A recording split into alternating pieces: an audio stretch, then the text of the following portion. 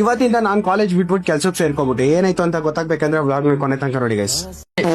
Hey guys, ಎಲ್ಲರಿಗೂ ನಮಸ್ಕಾರ. ನಾನು ನಿಮ್ಮ ಒಡಿಶಾದ ಹುಡುಗ. ಇವತ್ತು ಬೆಳಗ್ಗೆ ಎದ್ಬಿಟ್ಟು ರೆಡಿ ಆಗ್ಬಿಟ್ಟು ಕಾಲೇಜ್ ಹೊರಟೆ. ಇಲ್ಲಿ ಹೋಗಿ ನೋಡಿದ್ರೆ ಎಲ್ಲರೂ ಒಳಗಡೆ ಹೋಗ್ತಿದ್ರು, ಸೊ ನಾವು ಒಳಗಡೆ ಹೋದ್ವಿ. ಮಧ್ಯಾಹ್ನ ಊಟ ಟೈಮ್ ಅಲ್ಲಿ ಎಲ್ಲರೂ ಊಟ ಮಾಡ್ಬೇಕಾದ್ರೆ ನಮ್ಮ ಅನಿಲ ಪಪ್ಪ ಹುಡುಗಿ ಬ್ರೇಕಪ್ ಮಾಡ್ಬಿಟ್ಟಳು ಅಂತ ಫುಲ್ ಫೀಲಿಂಗ್ ಅಲ್ಲಿ ಕೂತ್ಕೊಂಡು ಅಳ್ತಾ ಬಿದ್ದವನೆ. ಅಯ್ಯೋ ನಾನ್ ಸತ್ತೋಯ್ತೀನಿ ಕಣಣ್ಣ, ಅಣ್ಣ ನನ್ನ ಕೈಲಾಯ್ತಾ ಇಲ್ಲ.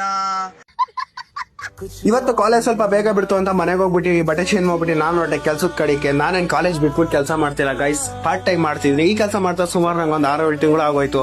ನಾನು ಈ ಕೆಲಸ ಏನ್ ತಿಂಕ್ ಮಾಡ್ತಿದ್ದೀನಿ ಅಂದ್ರೆ ನಮ್ ಇಲ್ಲಿ ಬಾಸ್ ಹೇಳಿದ್ರಲ್ಲ ಗೈಸ್, ನಾವು ಮಿಡಲ್ ಕ್ಲಾಸ್ ಹುಡುಗರು ಹುಟ್ಟಬೇಕಾದ್ರೆ ಕಮಿಟ್ಮೆಂಟ್ ಎಂಬ ಮೂಟೆಯನ್ನು ಹೆಗಲ ಮೇಲೆ ಎತ್ಕೊಂಡು ಹುಟ್ಟಿರ್ತೀವಿ ಅಂತ.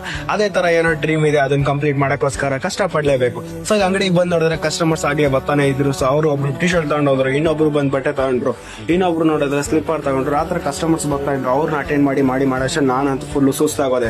ನೋಡಿದ್ರೆ ಸಂಜೆ 8 ಗಂಟೆ ಆಗ್ಬಿಟ್ಟಿದ್ದು, ಹೊಟ್ಟೆ ಮಾತ್ರ ಭಾರಿ ಗಸಿತಿತ್ತು.